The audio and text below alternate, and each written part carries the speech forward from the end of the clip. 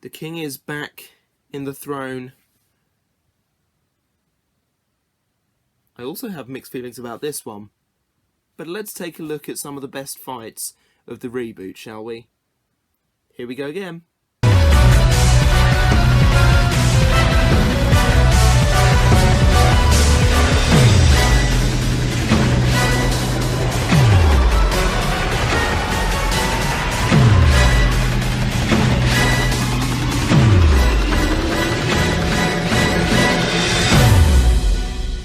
Firstly, the logo's back this week, which is much better, and I'm getting more used to Dara and Angela being in the arena, doing interviews and things. It's alright. Let's talk about the robots and where it all went sort of wrong for some of them. So we sort of start in a place that we all kind of expected when we saw the heat listings for this one. Going out in the first instance was Gabriel. Now, Gabriel is such a wacky robot. I do like it, and I think that their fight against Carbide and Big Nipper, I agree with the consensus that it is the best fight since the series was rebooted. It's such a odd machine. It is oddball, and I love it because it is so cool in that respect that it's weird.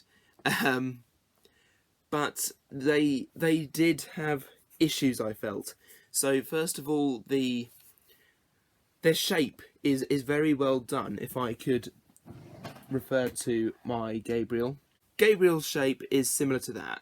It's not quite that, but it's almost that, which is quite difficult to get hold of.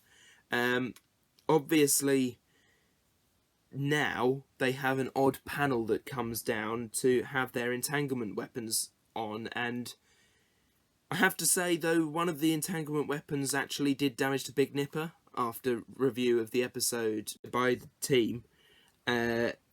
We discovered that Gabriel actually inflicted a lot of damage on both Big Nipper's wheel and Carbide's wheel, but other than that, the entanglement weapons for Gabriel didn't really work, other than maybe with Aftershock, though it didn't really stop Aftershock, so I won't count it.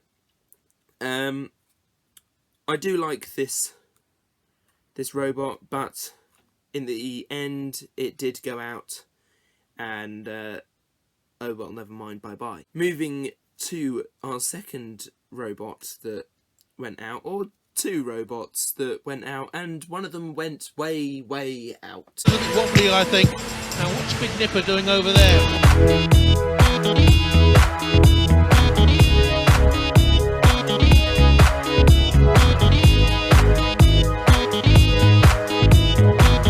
Wow, that's out. Crackers and Smash. I said myself I didn't rate them, and they ended up, one being thrown out the arena like so far by such an unpredictable robot.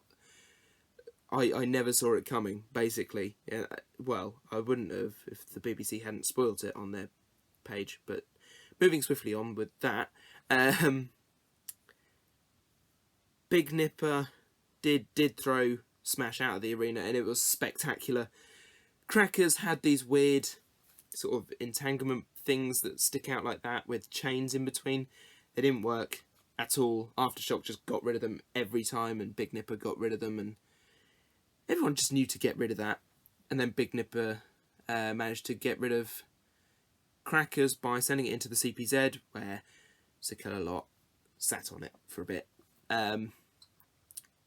So yeah, their first fight wasn't overly great either. I did notice they had on Crackers two different flippers, which was cool to see.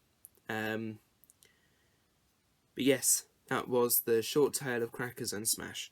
So moving through to our semi-final knockout really was quite shocking for me.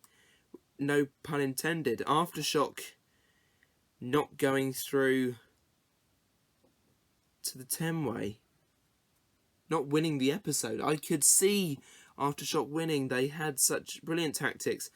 I have to admit that their carbide killer was basically the same as they did last time, but with a sort of anchored end and a small end, like Cobalt, the carbide original, basically, from BattleBots. I want to see them go against carbide, but with their disc attached. I think that's the only way they're going to catch them every time. And I know they don't want to get their disc mucked up, but they have more than one. So if they even brought like 3 of those discs along, I think they would fare better against carbide than with a single tooth. So it's a shame that they went out so early on. Well, not quite as early on. I have to say, Eruption's throwing them out of the arena was spectacular again. Sparks literally flew, and yeah, but not a lot I can say other than it was a cool robot to see, and a shame that it won't be in the series anymore. Moving on to our unlucky, but going through to the 10-way is Big Nipper. As I've already said, amazing flipping or throwing, even rocketing smash out of the arena, hitting lights in the process. I have to salute to Big Nipper for the do-up that they've done since Series 8. It is obvious that they've done something more to Big Nipper for this series. While I would have liked to have seen the crushing jaws, the by Gabriel, I can see why they didn't, because it only works on smaller robots, and they're a bit flimsy. Now, I think that their fight against Aftershock, they managed to get Aftershock on its back. Aftershock spent a long time trying to self-right. When they did, Disc was dead, and then they deservedly got the win by knocking out Aftershock. So I look forward to seeing more from Big Nipper in the 10-way. I don't, however, think they're going to win it. But they have been unpredictable so far, so who knows? So our finalists of this heat.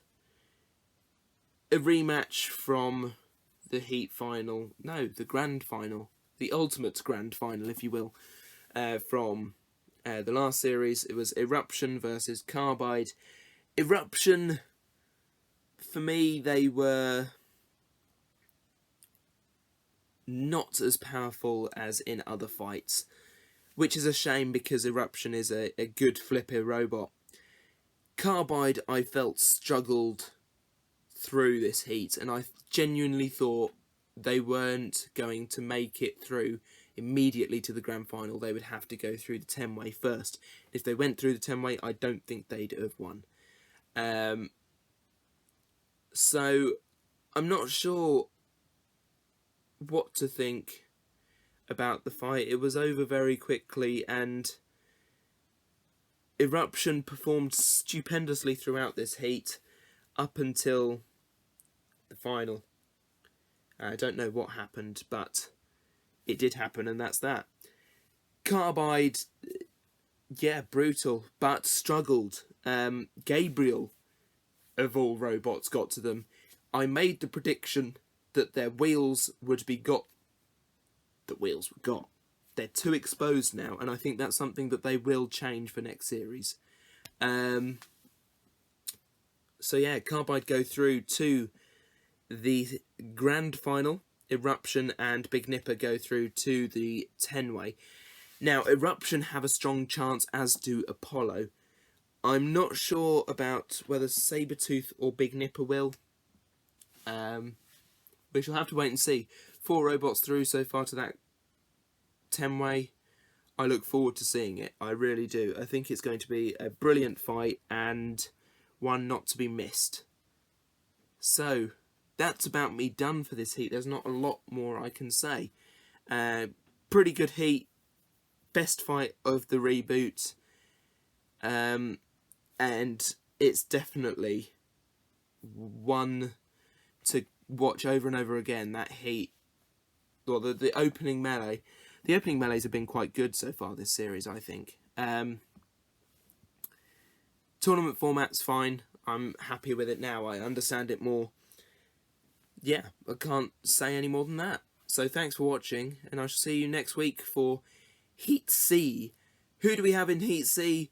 We've got Apex, the biggest bar spinner in the UK, but we've also got my prediction for the Heat.